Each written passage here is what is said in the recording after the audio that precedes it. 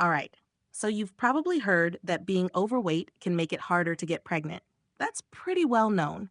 But here's the plot twist nobody talks about. Being too lean can also throw a wrench in your baby making plans. And we're not just talking about extreme cases. Even moderately low body fat can start messing with your reproductive system. Wild, right? Let's break it down. For women, your body fat is literally part of the hormonal system. Here's the thing about female bodies. Fat tissue isn't just sitting there looking cute in your genes, it's actively producing estrogen. Your body fat is basically a hormone factory. When you drop below a certain threshold, that factory starts shutting down. Women with less than 18 to 20% body fat often stop getting their periods entirely, a condition called hypothalamic amenorrhea. Sounds fancy, but it basically means your brain looked at your body composition and went, yeah, no, we're not doing pregnancy right now. This ship doesn't have enough fuel. And it's not just about missing periods. A successful pregnancy requires about 50,000 extra calories beyond your normal needs. Your body is smart.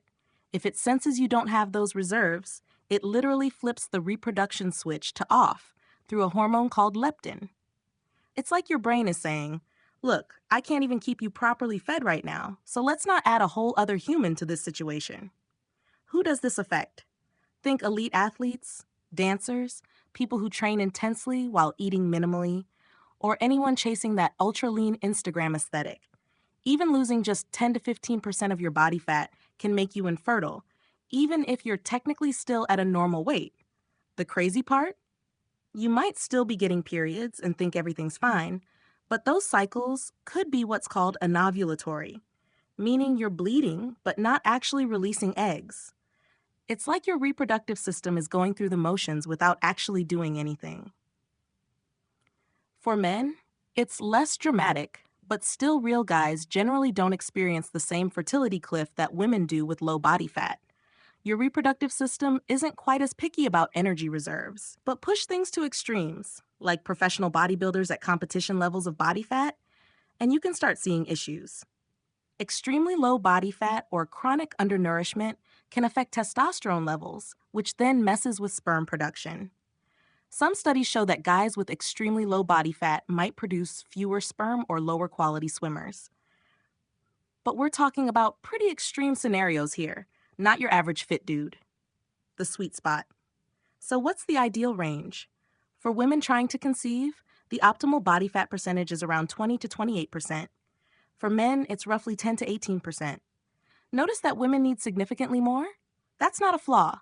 It's literally how the system is designed to work. Stray too far outside those ranges in either direction, too high or too low, and fertility takes a hit. The good news? It's usually reversible. Here's what's actually pretty cool about all this. It's temporary.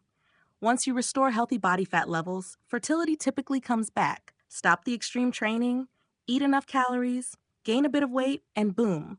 Ovulation returns, hormones rebalance, everything starts working again. The decrease in fertility is temporary and restores when weight is gained. Your body isn't broken, it's just being protective. Once it senses conditions are right again, it flips that reproduction switch back to on. Why this matters? Look, we live in a culture that celebrates being as lean as possible. Six-pack abs, visible muscle definition, those fitness influencer bodies, they're everywhere.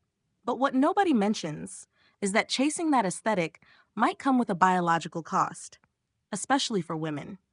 Women need body fat to produce a normal weight baby and to properly nurse it. That's not weakness or lack of discipline. It's basic reproductive biology. Your body isn't being difficult. It's being smart. And it's not just about body fat percentage. It's about the whole package: nutrition quality, stress levels, training intensity, recovery time, sleep. An athlete eating enough high-quality food while training hard might maintain fertility just fine, while someone eating mostly diet yogurt and salads while exercising constantly might crash their hormones despite looking healthy. The bottom line: if you're trying to conceive and you're extremely lean, whether by design or by lifestyle, it might be worth having an honest conversation with yourself and maybe a doctor about whether your body composition is helping or hurting your fertility goals. Being fit is great. Being healthy is great. But lean and fertile aren't always the same thing, especially for women.